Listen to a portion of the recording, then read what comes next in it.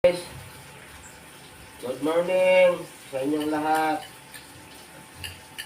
Sobrang init ng panahon ngayon, ingat kayo. Ako ito, alaga muna tayo ng apo. Pakain muna tayo ng apo. Baka makabiyahe mamaya. Mamayang hapon pa biyahe. Marami pang gagawin.